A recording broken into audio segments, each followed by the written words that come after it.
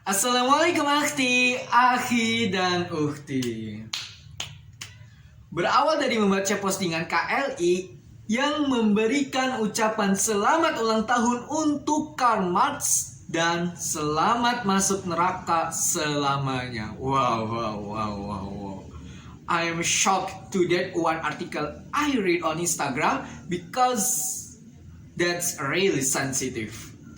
Tapi pada video ini yang saya akan bahas bukan perihal Karl Marx masuk neraka, karena itu akan sangat panjang ya. Tapi pada video ini saya akan membahas yang terdapat pada slide selanjutnya, pada postingan Kylie yang di slide selanjutnya, yaitu mengenai review Animal Farm. Untuk video reviewnya, mari kita lewati dahulu intronya.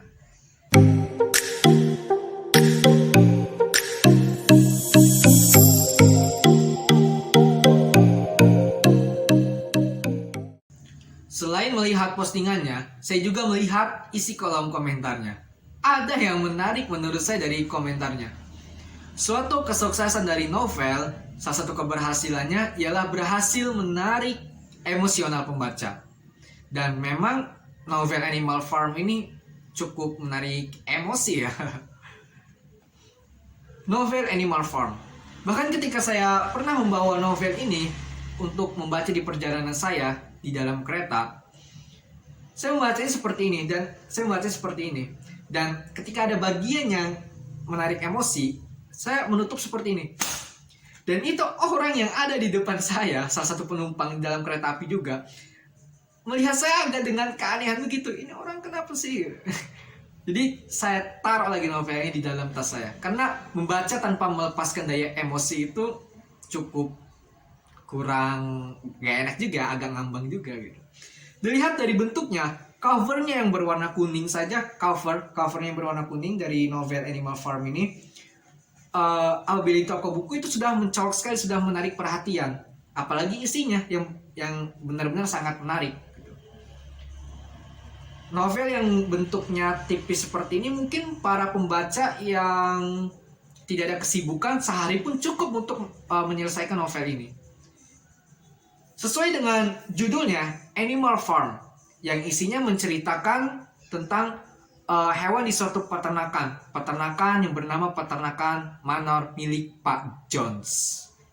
Hewan-hewan di peternakan Manor merasa ingin bebas, tidak lagi dikendalikan oleh manusia. Selepas dari itu, ada babi yang disebut sebagai babi si tua major. Di dalam novel Animal Farm, babi di sini diceritakan memiliki kecerdasan di atas rata-rata dari hewan lainnya. Babi si tua major ini menceritakan mimpinya sebagai sebuah ramalan, bahwa suatu saat hewan-hewan di tanah Inggris, terutama di peternakan Manor, akan lepas dari kendali manusia, atau manusia tidak lagi mengendalikan para hewan-hewan. Cerita menariknya dimulai setelah babi si tua major mati.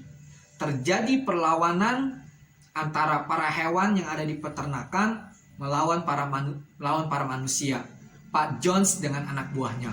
Luar biasanya, para hewan ini berhasil mengalahkan Pak Jones dengan anak buahnya. Keberhasilan ini di bawah pimpinan dua babi cerdas, yaitu Napoleon dan Snowball. Konflik dimulai setelah para hewan berhasil menguasai peternakan, yaitu terjadinya dualisme kepemimpinan antara Napoleon dengan Snowball. Bahkan Napoleon nekat untuk membunuh Snowball yang dianggap sebagai oposisi kepemimpinannya. Tapi Snowball tidak terbunuh, melainkan pergi keluar dari peternakan Manor. Nah, setelah Snowball pergi dari peternakan Manor, Napoleon ini membuat kebijakan yang semena-mena untuk para hewan lainnya, dan juga mendoktrin para hewan agar untuk mengelabui bahwa kebijakan ini tidaklah salah gitu. Dan juga memerintahkan para hewan untuk selalu mengatakan Napoleon selalu benar. Bahkan dalam kondisi apapun, memerintahkan para hewan untuk memuji Napoleon. Napoleon si babi ini memang dasar babi. Novel Animal Farm ini merupakan novel alegori politik yang dibuat oleh George Orwell sebagai bentuk penggambaran atau sesuai dengan novel yang saya sebutkan tadi sebagai novel alegori politik, sebagai bentuk satir terhadap pemerintahan Uni Soviet tahun 1945 yang di bawah pimpinan Joseph Stalin. Pada saat itu pemerintah Uni Soviet menggunakan sistem sosialisme tetapi juga totalitarisme. Dan tujuan Orwell membuat novel Animal Farm ini, dia tidak ingin totalitarisme itu terjadi di Inggris. Makanya di dalam novel Animal Farm ini terdapat Mars binatangisme atau Mars yang berasal dari pemikiran para hewan yang selalu menyebutkan Inggris. Dan memiliki makna tersirat bahwa Orwell tidak ingin totalitarisme itu sebagai bentuk pemerintahan yang salah. Bagian-bagian novel Animal Farm ini yang membuat saya greget itu ketika Boxer, seorang kuda, pokoknya kuda di dalam novel Animal Farm ini diceritakan sebagai atau disimbolkan sebagai bentuk pekerja keras.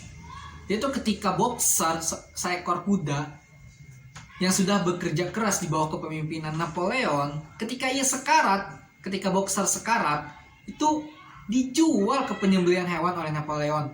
Terus duitnya dipakai buat mabuk-mabukan oleh para penguasa, oleh para babi. Emang dasar babi. Walaupun saya terlambat membaca novel Animal Farm di tahun 2021, tetap relevansi dengan ranah kekuasaan di banyak negara saat ini. Misalnya, seperti kalimat Orwell di akhir novel, akan saya bacakan ya kalimatnya. Tidak ada pertanyaan lagi sekarang, apa yang telah terjadi dengan wajah para babi itu. Makhluk-makhluk di luar memandang dari babi ke manusia dan dari manusia ke babi lagi. Tetapi mustahil mengatakan mana yang satu dan mana yang lainnya. Relevansinya seperti penguasa yang anti kritik, penguasa yang gila harta sampai menyengsarakan rakyat, penguasa yang memalsukan informasi yang ada, maraknya terjadi korupsi, kolusi, dan nepotisme. Sepertinya di beberapa negara totalitarisme sedang terjadi.